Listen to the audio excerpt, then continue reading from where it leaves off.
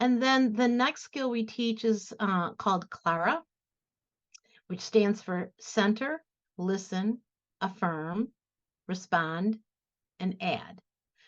It is easily the skill that we use most frequently out in the field. And the important thing to remember in super tense situations where it could be really violent, you're never going to get through that whole formula. You're never going to get to respond and add. But that's not your job. This skill is a skill to de-escalate somebody, not to win an argument. So you're going to center, you're going to listen to what the person says, and you're going to find in their content or in their presentation physically sometimes things that you agree with. So you're not agreeing with anything that's against your own moral code. You're never agreeing, you're never lying. So sometimes the only thing you can say is like, wow, I really hear this. This is a really passionate issue. This is a passionate issue for a lot of people. Okay. You're agreeing with them that it's passionate, not that the thing they're proposing, like there should be no such thing as universal health care. You're not going to agree to that if that's not your value. But you can agree that healthcare is an important issue. And so the beauty of that skill is that if you're truly listening for common ground, and it can be anything, you really have to be deeply listening to the other human being. You're offering back to them something that feels non-confrontative and feels like you're not the enemy and that you care what they say. And so much explosions into violence and of people feeling like they're not heard.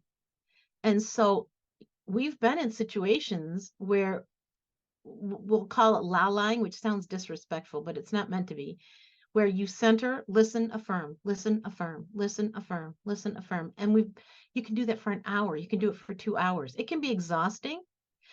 But here's the thing. It buys the other person time to calm down and to find their own highest or best self. And it works. I love it because it's kind of beautiful and seeing that like we all have pain, and I respect whatever pain that is you're expressing.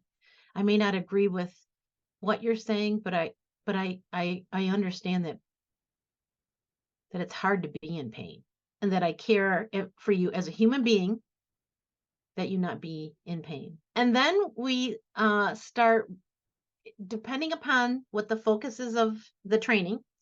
So if it's a training for students, that's one thing. If it's a training for activists, that's another.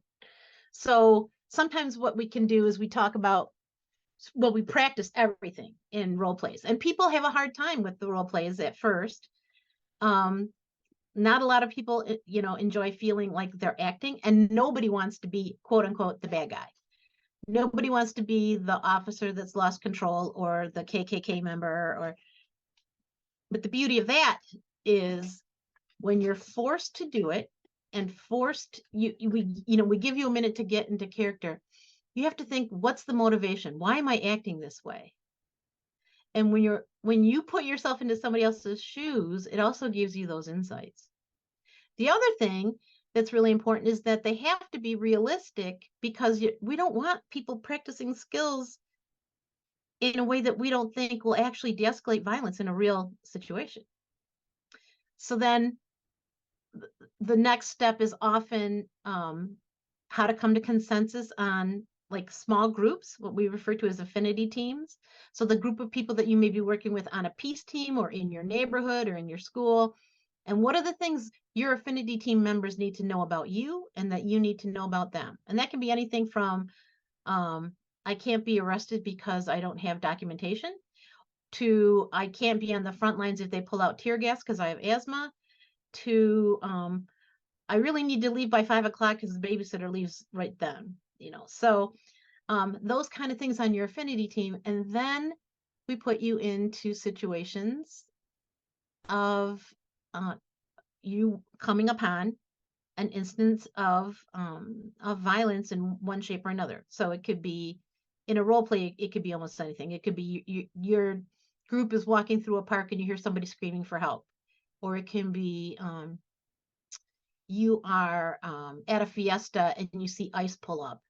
Um, so we give you scenarios, and you've already gotten the quote unquote lowdown on your affinity team. So you talk about, and you've got 3 minutes. What are you going to do? And we're consensus driven. So we teach people how to do quick consensus, driven decisions. And we go from 3 minutes to 2 minutes to 1 minute to 30 seconds. And then people start screaming like there's not enough time. There's not enough time to make a decision of like, these two people should go over here and I'm going to distract over here. And like, but in real life, you're lucky if you have 30 seconds.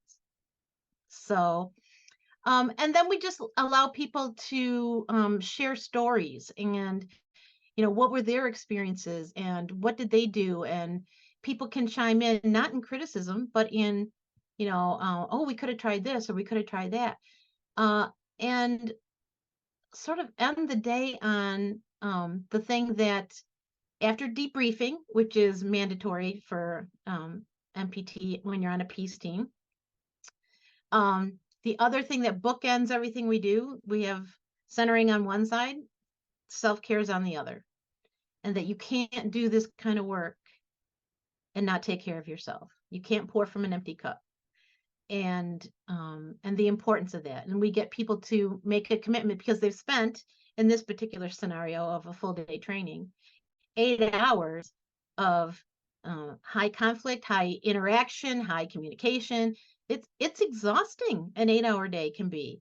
And it's so funny because at the very beginning, a lot of people say 8 hours. I don't want to do 8 hours. Can't we just do it like in 2?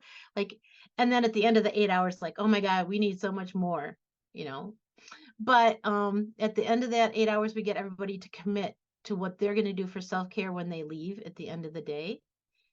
And to also recognize that if they never join a peace team, the fact that they've made this commitment to learning other ways, to putting more tools in their toolbox, creates a ripple effect that we may never know the implications of, and that those ripples really matter, and that we'd love them to get more engaged with us in their community in whatever way we can support.